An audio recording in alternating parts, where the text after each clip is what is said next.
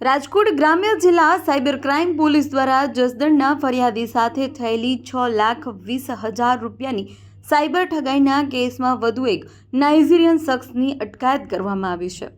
Police તપાસમાં સામે આવ્યું છે કે આરોપી પાર્સલ તૈયાર કરી તેના ફોટા ભોગ બનનારને મોકલતો હતો, સાથે જ એકાઉન્ટની કીટ અપાવવા અને વાતચીત માટેની સ્ક્રિપ્ટ તૈયાર કરવાનું કામ પણ કરતો હતો।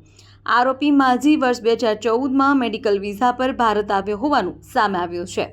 પ્રાથમિક પૂછપરછમાં તેણે સમગ્ર કૌભાંડમાં 6 થી 7 લોકો મદદગારી કરતા હોવાની કબૂલાત કરી છે। રિમાન્ડ દરમિયાન તેની ટ્રાવેલ હિસ્ટ્રી અને ડોક્યુમેન્ટ વેરિફિકેશન સહિતની વધુ તપાસ હાથ ધરાશે।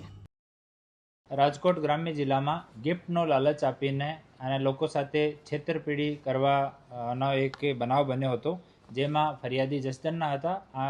આ સંબંધમાં સાયબર પોલીસ સ્ટેશનમાં 3 ઓગસ્ટના રોજ 2026ના રોજ BNSની કલમ અને IT એક્ટની કલમ મુજબ એક ગુનો દાખલ કરવામાં આવ્યો, જેની તપાસ સાયબર પોલીસ સ્ટેશનના PI રવિ ગૌતમ સાહેબ કરે છે। એની સાથે સાથે PSI અનિરુદ્ધ કામલિયા એ બંને ઇન્વેસ્ટિગેશનમાં હતા।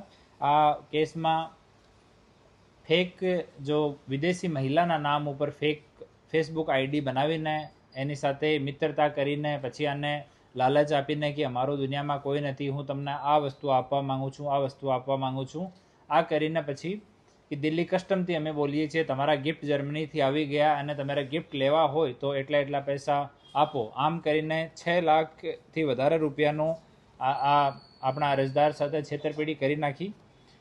આ ફેક્ટ્સ ઉપર રાજકોટ રેન્જ DIG સાહેબ નિલિપ્ત સાહેબના માર્ગદર્શનમાં અમારી ટીમ આગળ ઇન્વેસ્ટિગેશન કરતી હતી। એમાં 3 આરોપીઓ પહેલાં અટક કરવામાં આવેલા છે। આમાં એન્જલ છે, આ ઘાનાની રહેવાસી છે, ડેનિસ તંજાનિયાનો રહેવાસી છે અને જોસેફ વેલેન્ટાઇન ઓ સાઉથ સુડાનનો રહેવાસી છે। 3 આરોપીઓનો ધરપકડ થઈ હતી। એની ટ્રેવલ હિસ્ટ્રીની, એના પાસપોર્ટ્સની, બીજા દેશની કોઈ નાગરિકતા ધરાવે છે કે કેમ, આમ તમામ વસ્તુઓની તપાસ હાલ ચાલુ છે।